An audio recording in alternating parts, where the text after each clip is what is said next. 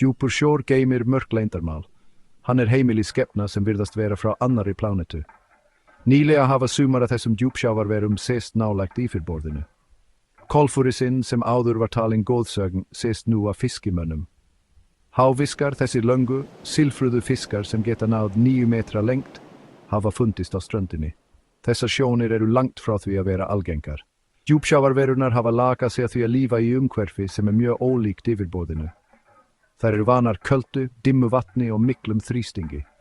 Svo, að hverju eru þær að koma upp á yfirborðið? Svarið einfalt, loftslagsbreytingar. Jafnvel sjóbirtingurinn með ljósandi veiðistöng sína hefur sést nálægt yfirborðinu. Pelikanálinn, þekkt fyrir risastóra munn sinn, hefur sést á grynnra vatni.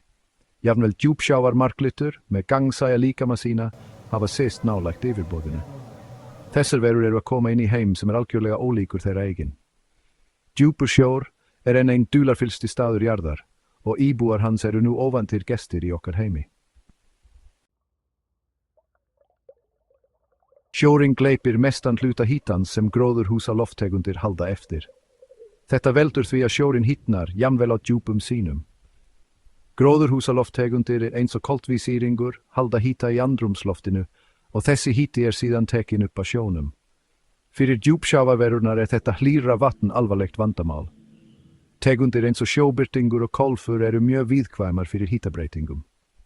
Þar hafa lagað sig að því að lífa á mjög þröngu hýtastígi. Lítil hækkun getur truflað efnaskipti þeirra og æxlunarferla. Þegar vatnið hýtnar þurfa þær að flýtja sig og leita kaldara vatni. Þessi flutningur getur verið þreytandi og krafist mikillar orku. Þess vegna sjáum við fleiri djúpsjávarverur nálægt yfirborðinu. Þar eru að leita skjóls frá hækkandi hýtastígi í sínu venjulega umhverfi. Þar eru neyðar til að yfirgefa djúpa heimili sitt vegna breyttra aðstæðna. Þessi umskipti geta leitt til meiri samkeppni auðlindir og nýrra umhverfisvandamála. Hlýra vatn inniheldur líka minna súrefni. Þetta skapar vandamál ekki bara fyrir djúpsjávarverur, heldur fyrir allt sjávarlíf. Allar sjávarverur þurfa súrefni til að anda, alveg eins og við. Þegar súrefnismagnið í sjónum lækkar, verður erfitt fyrir sjávarverur að lífa. Ímyndaðu þér að þú sért að reyna að anda í herbergi þar sem loftið að verða sífellt þynnra.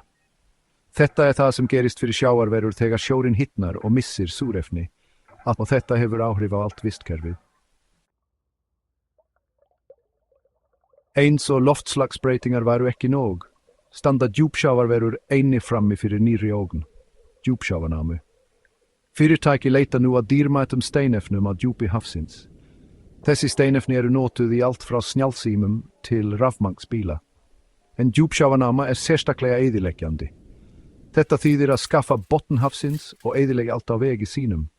Þetta myndi vera hrikalegt fyrir djúpsjávarvistkerfi sem eru nú þegar undir álagi vegna loftslagsbreytinga. Til dæmis eru hverir sem hýsa einstakar tegundir, sérstaklega viðkvæmir. Þetta ferli skapar risastóra settflóð sem trufla vatnsúluna og kæfir sjávarlíf. Djúpsjávar kóralrif sem eru heitir staði líffræðiks fjölbreytileika geta skemmst óafturkræft. Kafli 5. Hafa vandamálum, pólitíska vítin. Verndun hafsbotns flókið mál. Djúpur sjór ekki undir lögsögu neins tiltekins lands. Þetta gerir það erfitt að setja og framfylgja lögum. Samvinna á alþjóða vettvangi hefur þó verið árangursrík. Lönd þurfa að vinna saman til að draka úr losun gróðurhúsaloftegunda og fylgjast með djúpsjávarnámu. Sameinuðu þjóðirnar hafa gegnt mikilvæg hlutverki í að stuðla samningum og sáttmálum. Vel heppnuð verndarverkefni og verndarsvæði í sjó eru dæmi hvað hægt að ná fram með samvinnu. Áframhaldandi alþjóðleg samræða og sameiginleg viðleitni eru lykillinn að því að varðveita hafsbotnin fyrir komandi kynslóðir. Kafli 6. Kall til aðgerða, verndum höfin okkar. Framtíð hafsbotns og ótrúlegra skepna sem búa þar í okkar höndum. Við verðum að breiðast við núna til að vernda þennan mikilvæga hluta plánetunar okkar.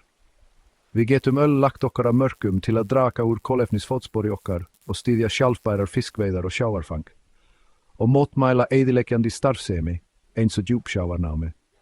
Notið endurnýtanlegar vörur, almenningssamgöngur og takið þátt í staðbundnum endurvinnsluætlunum. Takið þátt í samfélagsmiðlaherferðum, mætið á opna fundi og fræðið aðra sjávarvernd. Munið sameiginleg aðgerð lykillinn. Saman getum við gert gæfumun. Kafli 7. Þekking mátur, fræðsla og vitundarvakning. Margir þekkja ekki undir djúpsjávarins og það ógnir sem hann stendur frammi fyrir. Fræðsla og vitundarvakning eru lykillinn. Við þurfum að fræða komandi kynslóðir mikilvægi sjávarverndar. Heimildarmyndir, söfn og fræðsluætlanir geta hjálpað til við að auka vitund. Áætlanir eins og verndarar hafsins, björgum höfunum okkar og bláu skólanir hafa náð árangri í að auka vitund og hvetja til aðgerða í sjávarvernd. Kafli 8. Framtíð hafsins okkar, sameiginleg ábyrgð. Sjórinn tengir okkur öll saman. Hann veitir okkur mat og súrefni og stjórnar veðurfari. Að vernda hafið snýst ekki bara að bjarga fölum eða kóralrifum. Það snýst að bjarga framtíð mannkins. Heilbrigt haf veitir lífsviðurvari, býður upp á afþreyingu og uppspretta innblásturs. Við höfum öll hlutverk að gegna til tryggja komandi kynslóðir geti notið heilbrigs og blómlegs hafs. Kafli 9. Bæn fyrir plánetuna. Djúpur sjór víðfeðmur og dularfullur heimur, fullur af undrum sem við erum rétt að byrja að skilja. Hann mikilvægur hluti af plánetunni okkar og það ábyrgð okkar að vernda hann. Við skulum bregðast við núna, áður en það of seint. Takið þátt í hreyfingunni, bregðist við núna til að vernda hafsbotnin og plánetuna okkar.